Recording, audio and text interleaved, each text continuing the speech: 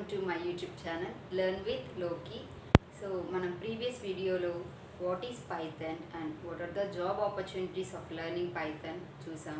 And అలాగే Python full stack డెవలప్మెంట్లో ఏ టైప్ ఆఫ్ లాంగ్వేజెస్ ఉంటాయి చూసాం. సో ఈరోజు మనం ఆ లాంగ్వేజెస్లో ఒక ఎస్క్యూఎల్ అనే లాంగ్వేజ్ గురించి డిస్కస్ చేద్దాం.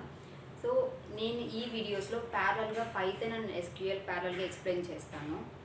సో ఫస్ట్ ఆఫ్ ఆల్ వస్తే what is SQL and what is DBMS. ఆ డిబిఎంఎస్ వల్ల యూజ్ ఏంటి, ఎందుకు డిబిఎంఎస్ అనేది ఎగ్జిస్టింగ్ సిస్టమ్గా వచ్చింది. సో మనం డిస్కస్ చేసుకున్నాం ఆల్రెడీ. డిబిఎంఎస్ అంటే టు స్టోర్ ది డేటా. మనకు ఏదైనా ఒక డేటాని స్టోర్ చేయడం కోసం డిబిఎంఎస్ని యూజ్ చేస్తాను. బట్ మీకు ఇంకొక ఐడియా రావచ్చు, ఎందుకు రికార్డ్స్ని మనం సేవ్ చేయాలంటే మనకు డిబిఎంఎస్ అనేసి ఒక స్టోరేజ్ ఎందుకు కావాలి, డేటా స్టోరేజ్ అనేది ఎందుకు కావాలి. ఆల్రెడీ మనం స్టోర్ చేస్తున్నాం కదా ప్రీవియస్గా, అంటే like attendance books, record books, ఒక బుక్స్ టైప్లో మనం డేటా అనేది స్టోర్ చేస్తున్నాం. కానీ what is the need of DBMS ఇప్పుడు చూస్తే, ఫర్ ఎగ్జాంపుల్ నాకు యూనియన్ బ్యాంక్ ఒక అకౌంట్ ఉంది చిత్తూరులో. యూనియన్ బ్యాంక్ అకౌంట్ ఉంది, దీంట్లో నేను ఆల్రెడీ ఒక 10,000 డిపాజిట్ చేశాను. అండ్ నేను ఇప్పుడు హైదరాబాద్లో ఉన్నాను. సో ఇది లొకేషన్ చిత్తూరు. సో నేను ప్రజెంట్ నేను హైదరాబాద్లో ఉన్నాను. సో నాకు అర్జెంటుగా నా బ్యాంక్లో నుంచి ఒక 5,000 నేను విత్డ్రా చేసుకోవాలి. -5,000. ఇప్పుడు నేను విత్డ్రా చేసుకోగలను ఆ మనీని. అంటే నా బ్యాంక్ అకౌంట్ వచ్చి చిత్తూరు యూనియన్ బ్యాంక్లో ఉంది. 10,000 నేను ఆల్రెడీ డిపాజిట్ చేస్తున్నాను. అండ్ నేను 5,000 హైదరాబాద్ లొకేషన్లో డ్రా చేసుకోవాలి. వీలు అవుతుందో? అండ్ ఈ జనరేషన్లో ఆబ్వియస్గా వీలు అవుతుంది, ఎందుకంటే నా రికార్డ్స్ ఆ union bank to union bank connection ఉంటుంది. కాబట్టి ఎక్కడికి వెళ్ళి నా నేమ్, నా అకౌంట్ నెంబర్ టైప్ చేసిన వెంటనే దాంట్లో ఉన్న డీటెయిల్స్ అండ్ మనీ బ్యాలెన్స్ మొత్తం వస్తుంది. సో మనం విత్డ్రా చేసుకోవచ్చు. అదే మనం ప్రీవియస్గా చూసుకుంటే నా రికార్డ్స్ ఇక్కడ ఒక ఫైల్లో ఉన్నాయి, ఒక బుక్లో ఉన్నాయి. ఒక బుక్లో పేజ్ నెంబర్ 206లో లోకేశ్వరి రికార్డ్స్ ఉన్నాయి. సో నేను హైదరాబాద్ లొకేషన్లో నేను మనీని విత్డ్రా చేసుకోగలనా? చేసుకోలేను కదా. సో ఆ ప్రాసెస్ని మనం ఓవర్కమ్ చేయడం కోసం మన డిబిఎంఎస్ అనేసి ఒక కొత్త కాన్సెప్ట్స్ అనేది తీసుకొచ్చారు.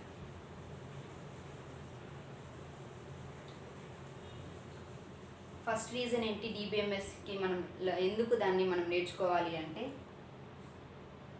To overcome the drawbacks of file managing system.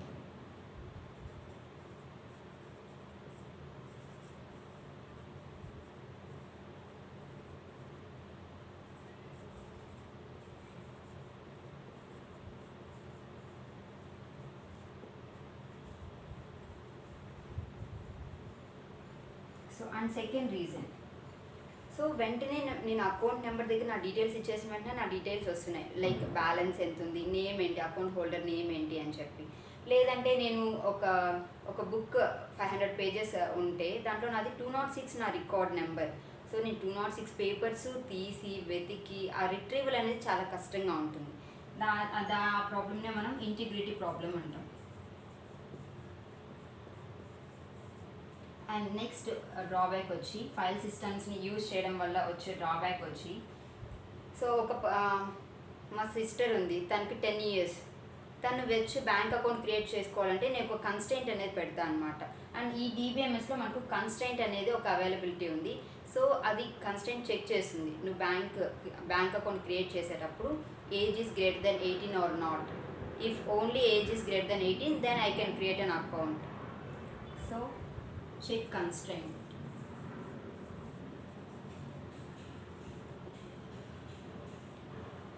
ఈ అన్ని సిస్టమ్స్ మనకు ఫైల్ మేనేజింగ్లో ఉండవు, వాటి కోసం మనం డిబిఎంఎస్ నేర్చుకుంటాం అన్నమాట.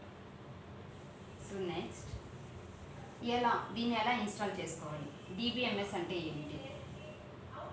DBMS is nothing but a collection of programs.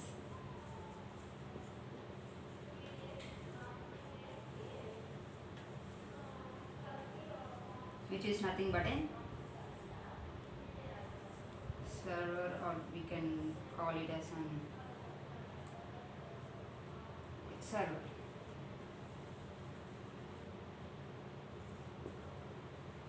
So మనం ఈ DBMSని ఎలా ఇన్స్టాల్ చేసుకోవాలి, అండ్ DBMS ఇన్స్టాల్ చేసుకుంటే దాంతో మనం ఎలా ఇంటరాక్ట్ అవ్వాలి, ఎలా డేటాని మనం గెట్ బ్యాక్ చేసుకోవాలి చూద్దాం. సో సమ్ డెవలపర్ అనేవాడు DBMSని ఇన్వెంట్ చేశాడు, దానికి కొంచెం ప్రోగ్రామ్ రాశారు, దాన్ని మనం ఎలా యూజ్ చేసుకోవాలి. సో DBMS మన సిస్టంలో, మన పీసీలో DBMS ఇన్స్టాల్ చేసాం. సో ఆటోమేటిక్గా ఏం చేస్తుందంటే హార్డ్ డిస్క్ ఉంటుంది కదా,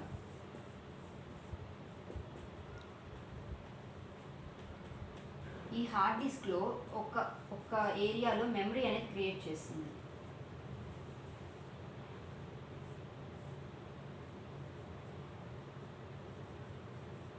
and this memory we call it as an database.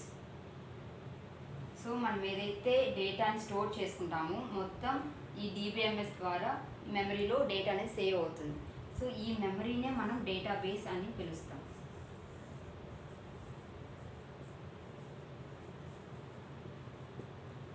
Okay, ఈ డేటాబేస్తో మనం ఎలా ఇంటరాక్ట్ అవ్వాలి? ఆటోమేటిక్గా మనం ఎప్పుడైతే DBMSని మన లోకల్ సిస్టంలో ఇన్స్టాల్ చేస్తామో సేమ్ అప్పుడే మనకు ఒక యూజర్ ఇంటర్ఫేస్ అనేసి ఒక ప్రోగ్రామ్ ఇన్స్టాల్ అవుతుంది మన పీసీలో.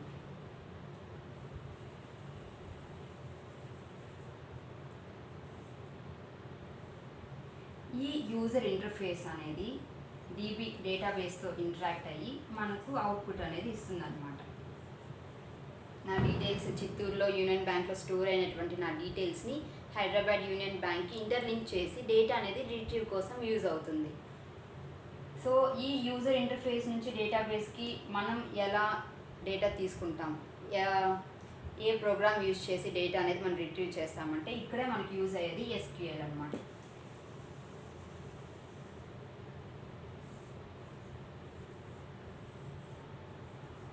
SQL stands for Structured Query Language.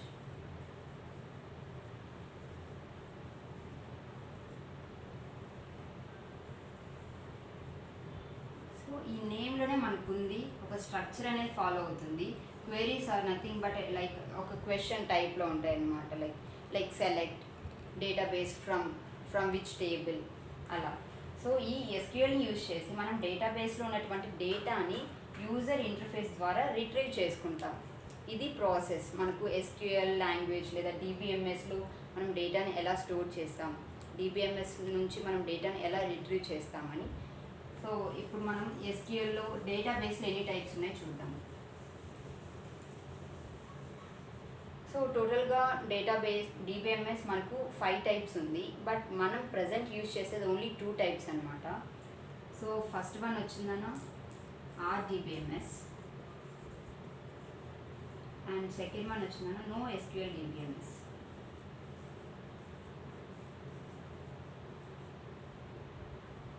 RDBMS అంటే relational database management system and NoSQL database. So RDBMS ఎలా ఉంటుంది, NoSQL డేటాబేస్ మేనేజ్మెంట్ ఎలా ఉంటుందో చూద్దాం. So first of all RDBMS. ఈ RDBMS మొత్తం రోస్ అండ్ కాలమ్స్తో ఉంటుంది అన్నమాట. Combination of rows and columns. And ఈ NoSQL DBMS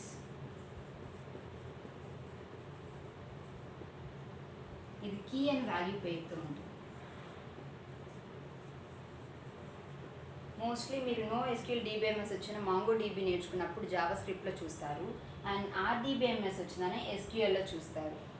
so for example ఒక చిన్న ఎగ్జాంపుల్ తీసుకొని RDBMS అనేది ఎలా వర్క్ అవుతుందో చూద్దాం. So rows and columns combination అంటే ఏంటి, టేబుల్. ఈ విధంగా RDBMS అనేది ఉంటుంది అనమాట. డేటాని ఒక టేబుల్ ఫామ్లో స్టోర్ చేసి పెట్టుకుంటుంది. సో ఫర్ ఎగ్జాంపుల్ నేను ఒక ఫ్లిప్కార్ట్ తీసుకుంటే ప్రోడక్ట్ అని ఒక టేబుల్ క్రియేట్ చేసుకున్నాను. సో దాంట్లో ప్రతి ఒక్క ప్రోడక్ట్కి మన ఫ్లిప్కార్ట్లో ఒక ఐడి ఉంటుంది, పర్టికులర్ యూనిక్ ఐడి ఉంటుంది. సో పిఐడి, ప్రోడక్ట్ నేమ్ ఉంటుంది, and P price, that means product price. So for example ID మనం 1 తీసుకున్నాం, నేమ్ వచ్చిందని అడిడాస్. సో ప్రైస్ వచ్చిందని ఒక 3000 తీసుకున్నాం.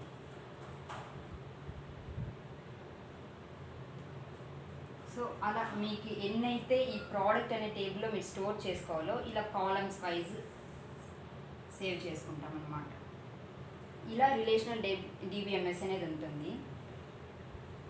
సో మనం ఈ టేబుల్లో ఉన్నటువంటి, ఇది మన డేటాబేస్లో స్టోర్ అయినటువంటి డేటా. ఈ టేబుల్ నుంచి మనం ఎలా రిట్రీవ్ చేయాలి అంటే దానికి మనం కొన్ని క్వెరీస్ అనేది ఫాలో అవ్వాలి, కొన్ని కమాండ్స్ అనేది యూజ్ చేసుకోవాలి.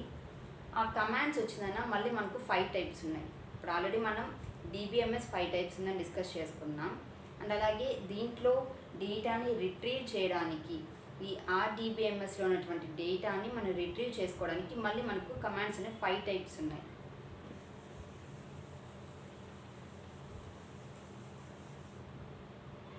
So first one DQL, second one DDL, third one DML, fourth one TCL, fifth one DCL. So వీటి కింద ఎటువంటి టైప్ ఆఫ్ కమాండ్స్ వస్తాయి, వీటిని మనం ఎలా యూజ్ చేయాలి అనేది మనం నెక్స్ట్ వీడియోలో చూద్దాం. So first of all what is DQL అని వీటి డెఫినేషన్స్ చూసి ఈ వీడియో స్టాప్ చేద్దాం. DQL అంటే డేటా క్వెరీ లాంగ్వేజ్, DDL అంటే డేటా డెఫినేషన్ లాంగ్వేజ్,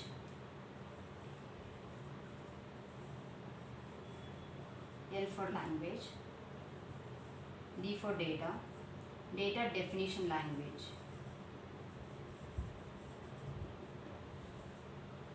DML అంటే data manipulation language.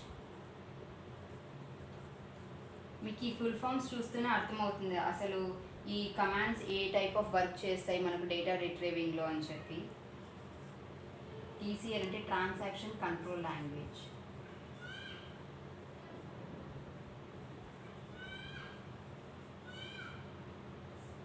And data control language.